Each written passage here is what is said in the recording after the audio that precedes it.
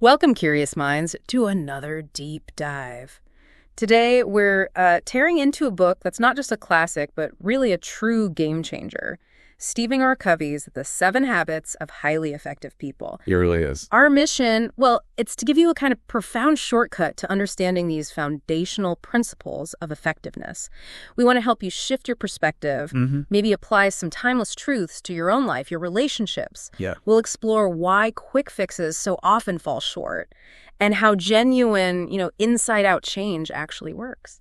It's definitely a book you hear cited a lot, maybe sometimes misunderstood, but its core message is just incredibly relevant, especially to the challenges, so many of us face day to day. Like what kinds of things? Well, like that feeling of maybe professional success coming at the cost of your personal life, or just struggling to stick to a new habit, would be good for you. Oh, yeah. And, maybe you recognize those common struggles, like constantly feeling pressured for time or finding it almost impossible to get your kids to do things cheerfully without it turning into a battle. Absolutely. So if you've ever wondered why you can't seem to keep promises to yourself maybe, or why your relationships feel a bit flat despite your best efforts, this deep dive is definitely for you. We're going to unpack why Covey argues that most of these quick fixes just don't cut it, and how a truly effective life stems from really deeply ingrained principles, not just superficial techniques. Exactly. It's that inside-out approach. So let's unpack this right from the start. Covey kicks off by talking about two fundamental approaches to life, the character ethic and the personality ethic. What's the core distinction Covey draws between these two, and why is that distinction so crucial? Well, at its heart, the character ethic is really about building your life on solid wisdom and sound principles. We're talking about foundational things like integrity, humility, courage, justice, patience. The deep stuff? The deep stuff, exactly. It's a way of being, not just, a business methodology or a set of tricks. The personality ethic, on the other hand, well, that's what we see so much of today. It's often focused on social image, clever techniques, quick fixes, right, and trying to influence people or get them to like you through more superficial means, sometimes even, manipulation. So it sounds like less about who you are deep down and more about how you appear, or maybe what tricks you have up your sleeve. Is it almost like the difference between actually being strong and just, looking strong for a photo op? That's a perfect analogy, actually. Covey found it really fascinating how the success literature over, say, the last 50 years or so had shifted so dramatically. It moved away from these deep character-based principles towards these, he called them social band-aids, things that offer temporary relief for chronic problems, but without ever addressing the root cause. Like treating a symptom instead of the actual disease. Precisely, yeah. That makes perfect sense. Now, Covey says before we can really get the 7 habits, we need to understand our own paradigms. So for someone maybe just diving in, what is a paradigm? Why is understanding it so fundamental to effectiveness? Okay, so think of a paradigm as your mental map of the world. It's how you perceive, how you understand, and how you interpret basically everything around you. It's not about your eyesight per se, but your whole worldview. Right. Covey uses this really powerful analogy. Imagine you're trying to get to a specific place in, say, downtown Chicago, but the map you've been given is actually a map of Detroit. Oh, wow. Yeah, that would be incredibly frustrating. You could try harder, double your speed. You could even be super positive about it. But what's the fundamental problem still going to be? Exactly. The fundamental problem isn't your effort. It's not your attitude. Yeah. It's the map itself. It's wrong. Right. And our attitudes, our behaviors, they flow directly from these mental maps. And the really profound insight here is that we're often completely unaware we even have them. We just assume our way of seeing things is the way things actually are. Okay, so this raises a big question then. Beyond, the obvious optical illusions he talks about, how can we actually start to identify if our own mental maps might be leading us astray in our daily lives? Are there common blind spots, Covey points out? Oh, absolutely. Covey really highlights how deeply embedded our perceptions are. He talks about a Harvard Business School experiment, with that picture, the one that looks like a young woman or an old woman. Oh, yeah, I know that one. Right. So students were conditioned beforehand to see one or the other. And then when they saw the combined image, they argued adamantly because they genuinely saw different realities. Oh, wow. It really showcases why where we stand depends on where we sit. Yeah. The blind spots often come from our conditioning, our upbringing, our experiences, the social mirror around us. So how do we fight that? Self-awareness is really the first step. Examining those maps, testing them against reality, and crucially, being open to other people's perceptions. That gives us a bigger, more objective view. That aha moment, when you suddenly see things differently, that's what Covey calls a paradigm shift. And it's essential for any real, quantum change, because it helps align our internal maps with what he calls lighthouse principles, these unchanging natural laws that govern human effectiveness, like gravity. You don't break gravity, you learn to work with it. That makes sense. Work with the principles. Now, this is where it gets, I think, really interesting. Once you understand your paradigms, Covey says you realize you have incredible power. And this brings us to the first habit. Be proactive. What does that mean in real terms? What's the fundamental power it unlocks? Well, it's fundamentally about recognizing our responsibility, our ability to choose our response. Responsibility. I like that. Yeah. Between stimulus, whatever happens to us, and response, how we react, there's a space. And in that space lies our freedom, our power to choose. Covey brings in Viktor Frankl here. Oh, the psychiatrist who survived the concentration camps. Exactly. Yeah. Frankl discovered this radical truth in the most horrific conditions imaginable in Nazi death camps. Even there, he found that he could choose his attitude, his internal response. And that discovery, that awareness, essentially saved his life. And of course, inspired millions. That's just an incredible story of human resilience. Truly humbling. So it's about realizing we're not just products of our conditioning or our circumstances. We have imagination, conscience, independent will that gives us that freedom. Precisely. And this concept really defines proactive people. Yeah. They focus their efforts and energy in their circle of influence. Okay. What's that? That's the circle of things they can actually do something about, their own choices, their attitudes, their actions. Yeah. Reactive people, on the other hand, they tend to focus on their circle of concern. Which is? Things they have little or no direct control over. Blaming other people, circumstances, problems out there. And the interesting thing is, the proactive approach actually expands your circle of influence over time. While the reactive approach, it tends to shrink it. It's a subtle shift, but profoundly powerful. It reminds me of that example Covey shares about his son who was really struggling in school. Yeah. They realized all their worrying was in their circle of concern. It wasn't helping. It was only when they shifted focus to their own paradigms, their own actions and attitudes towards him, that they started to create positive change. Exactly. It's a fantastic illustration. And it also ties into that powerful idea he mentions that love is a verb, not just a feeling. You choose to act lovingly, and often the feelings will follow that choice. That's a key part of proactivity, yes. Yeah. Choosing your actions based on values, not just feelings. Okay, moving on then. Habit 2 feels deeply personal. It starts with this really profound idea that all things are created twice. What's the first creation, and why is it so vital before we jump into action? So, the first creation is the mental or intellectual blueprint. It's envisioning what you want to achieve or who you want to become before you physically create it. Think about building a house. You wouldn't just start hammering nails, right? You'd design it first, down to the last detail, foundations, rooms, maybe even the faucets. That's the first, mental creation. Right. And the deep insight here is that if you don't intentionally create that first mental design for your life, well, you'll end up living out someone else's script or just reacting to whatever circumstances throw at you. You're basically playing a role in a play you didn't write. Wow. So it's about not just being busy, but being busy with the right things, making sure you're climbing the right ladder, not getting to the top only to find, whoops, it was leaning against the wrong wall. That's such a classic trap we all fall into sometimes. Exactly that. It's a powerful image, isn't it? And Covey suggests a really potent visualization exercise to help with this first creation. Imagine your own funeral. Oh, okay. That's intense. It is, but it's effective. What do you want people to say about you? Your family, your friends, colleagues, people in your community. Thinking about that helps you connect with your deepest values. And that connection helps you define your personal mission statement, which acts like your personal constitution, a kind of changeless core in a constantly changing world. It's truly a paradigm shift from just living reactively to living a life of intentional design, where you define your principles before the world tries to define them for you.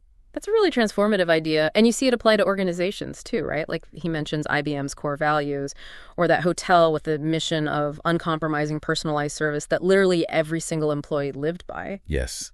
When everyone buys into that initial mental creation, that shared vision, there's tremendous commitment and clarity. It aligns everyone. Okay, so habit 1 is about choice. Habit 2 is the mental creation. Now, habit 3, this sounds like where the rubber meets the road, the second creation. Putting those principles and that vision into daily action. Covey talks about managing from the left brain and leading from the right. Can you break that down for us? Yeah, so leadership, that's the vision part. That's the compass. It's more right brain, intuitive, asking the ultimate questions. What are we trying to accomplish? Why? What direction should we be heading? Okay, the big picture. Exactly. Management then is more the left brain part. It's the breaking down, the sequencing, the specific application. It's the how-to. It's making sure you're not just, in the right jungle, thanks to leadership, but also effectively cutting through the undergrowth, following that inner compass day to day. Got it. And the key here seems to be focusing on what he calls quadrant 2 activities. Those things that are important, but maybe not screamingly urgent, like exercise, planning, building relationships. Why are these the things that bring the big leaps in effectiveness? And what's the direct benefit for someone listening who feels totally overwhelmed or time pressured right now? That's it. You hit it. These quadrant 2 activities, the important but not urgent, they are the preventative measures. They're the high leverage activities. If we consistently invest time in them, even small amounts, they directly combat that feeling of constantly being pressured for time or that sense of professional success costing you your personal life, the exact things we mentioned at the start. So it actually creates more time in the long run. Paradoxically, yes, by preventing crises, building capacity, planning ahead. And a huge part of this, by the way, especially for managers or parents, is effective delegation. Covey makes a really important distinction between go for delegation, go for this, go for that, tell me when it's done. Micromanaging, basically. Right. And stewardship delegation. Stewardship delegation is focused on results, not methods. You clarify expectations, guidelines, resources, accountability, consequences, but then you give the person the choice of method and genuine responsibility for achieving the outcome. That sounds like it takes more trust. It definitely requires more time and trust up front, absolutely.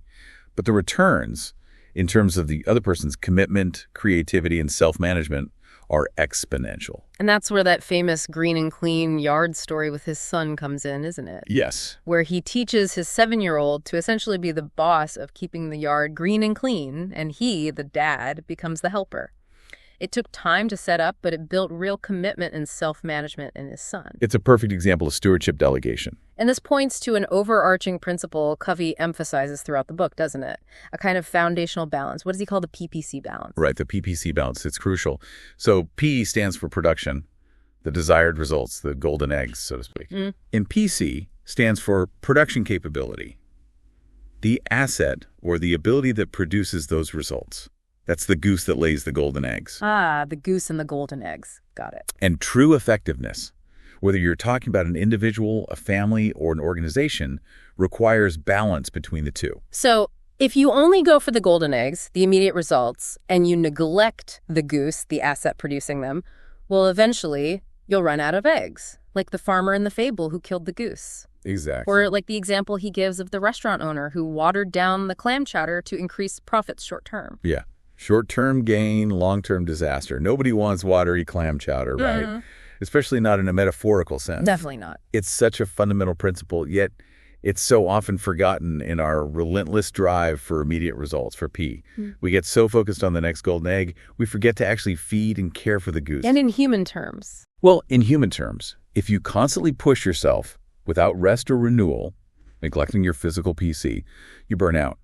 If you always focus on getting your way in a relationship, focusing on P, without investing in trust and understanding the relationship PC, the relationship deteriorates. Right. He says you can buy someone's hand, their physical labor, but you can't buy their heart, their creativity, their loyalty. That's the PC you have to earn and nurture. Treating employees like volunteers, like you treat your best customers, helps build that goose. So it's finding that sweet spot. Not all focus on production, not all focus on capability, but that balance. Exactly. Too much focus on P leads to ruined health, worn-out machines, broken relationships. Too much focus on PC is like the person who's always learning, always preparing, but never actually produces anything, the eternal student syndrome. It's all about balancing the two for sustainable effectiveness. That makes a lot of sense. Okay, so once you've really worked on that internal alignment, that effectiveness through habits 1, 2, and 3, the private victory, Covey argues, you're then really equipped to build truly effective relationships with others. This brings us to what he calls the public victories. And a key starting point for these interactions is this brilliant metaphor he uses, the emotional bank account. Ah, yes, the emotional bank account.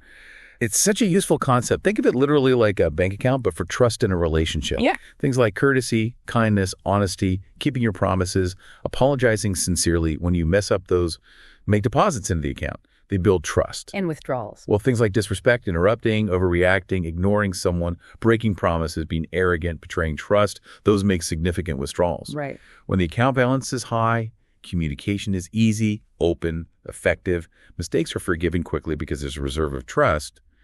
But when the account is low or overdrawn, well, you're walking on eggshells. Every interaction feels tense, defensive, like a negotiation. And building that back up takes time. It's not a quick fix. Absolutely not.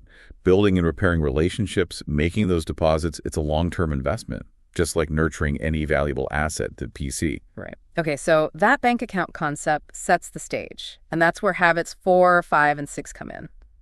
Think win-win, seek first to understand, and synergize. Let's start with think win-win. What's the profound shift in mindset Covey is really pushing for here? Think win-win is more than just a technique. It's a total philosophy of human interaction. It's about constantly seeking mutual benefit in all your interactions. Sure. It's looking for a third alternative, a solution that's actually better than what either person had in mind originally, not just a compromise where everyone loses a little. Okay, so not just splitting the difference. Not necessarily. It's rooted in what Covey calls the abundance mentality. Abundance mentality. Yeah, the belief that there's plenty out there for everybody. That one person's success doesn't mean failure for someone else. Yeah. It's contrasted with the scarcity mentality. The idea that life is a zero-sum game. If you get a big piece of the pie, there's less for me. The scarcity mentality makes it really hard to genuinely be happy for others' successes. It fosters comparison, competition, which just isn't viable in interdependent realities like families or teams or long-term business relationships. Right. You need collaboration. Exactly. The shift is recognizing that actually a rising tide can lift all boats, and that collaboration often creates more value, more resources for everyone involved. Win-win. Okay, that's habit 4. Now habit 5. Seek first to understand, then to be understood. This one really struck me. It sounds simple, but we usually listen just to reply, right? Not to truly understand. Why is this so difficult for us? And how does Covey suggest we genuinely achieve this deep understanding? It is difficult, isn't it? Our natural inclination often is to rush in with our own story, our own advice. We project our own autobiography onto other people's situations. We advise, probe, interpret, evaluate based on our experiences. Instead of just listening. Instead of just deeply listening. Covey uses that powerful example of the eye doctor who prescribes his own glasses to a patient complaining of vision problems without diagnosing first. Right. You'd never trust that doctor. Of course not. But we do it all the time in communication. We prescribe before we diagnose. True empathic listening, Covey says, means listening not just with your ears, but with your eyes and your heart. Listening for the feeling, the meaning behind the words. So getting into their frame of reference? Genuinely stepping into their frame of reference, trying to see the world as they see it. This builds that crucial foundation of trust, that emotional bank account deposit. It also connects to the classic Greek philosophy of influence. Ethos, pathos, and logos. Okay, break that down. Ethos is your personal credibility, your character, the trust people have in you. Pathos is the empathic side, feeling, aligning with the emotional thrust of the other person's communication. Logos is the logic, the reasoning part of your presentation. And the order matters. The sequence is critical. Most people jump straight to logos, the logic of their idea. But if you haven't established ethos, trust, and shown pathos, understanding, people aren't really open to your logos. You need character and relationship first. Seek first to understand. That makes so much sense. Okay, and then synergize, habit 6, where the whole is greater than the sum of its parts. It's about valuing differences and creating new possibilities together.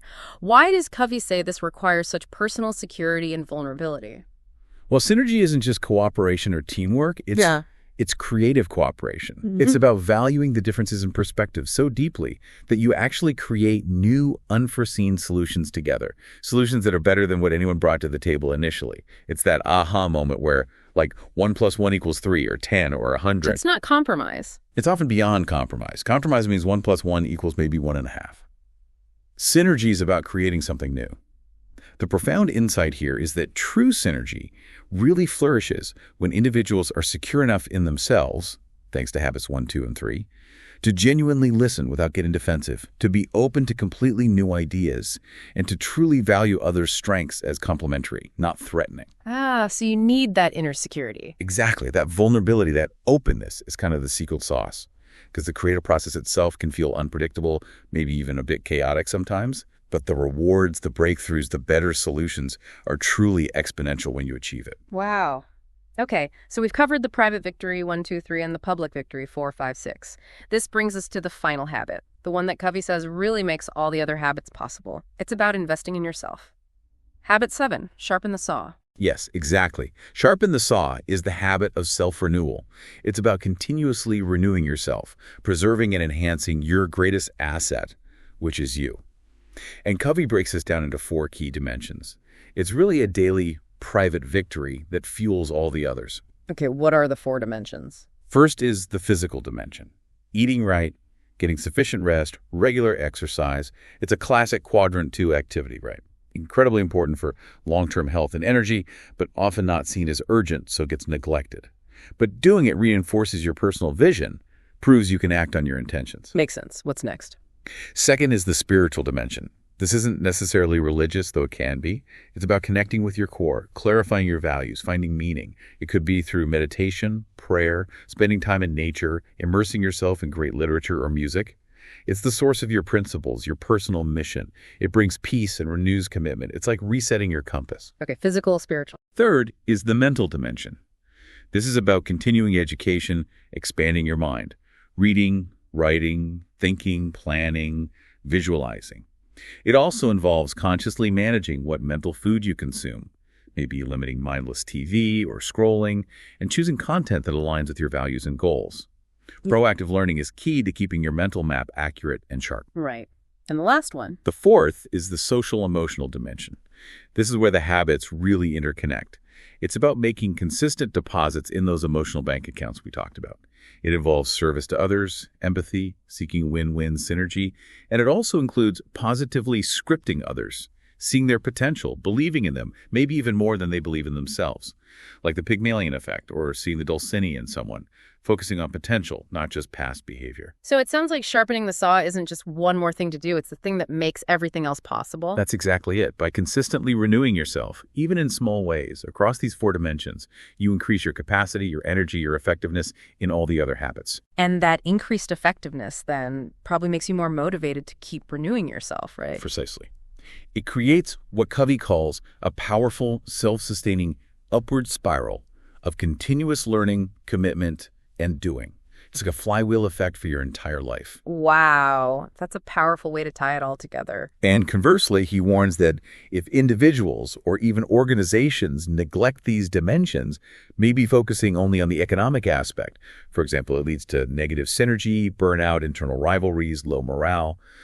True sustainable effectiveness really requires that balanced renewal across all 4 dimensions. Okay, so bringing this all together, this deep dive into Stephen Covey's 7 habits really reveals that true effectiveness isn't about those quick fixes or just learning some superficial techniques. No, it's truly an inside-out process. It starts with your character, your fundamental paradigms, your perceptions, and then it builds out to your actions, your relationships, and your continuous renewal. It's about, well, choosing to be proactive, taking responsibility, designing your life with the end in mind, knowing what truly matters to you, putting first things first, focusing on the important, not just the urgent, and then approaching your relationships with others with that win-win attitude, really making the effort to deeply understand them before trying to make them understand you, and looking for those synergistic, creative solutions together. Exactly.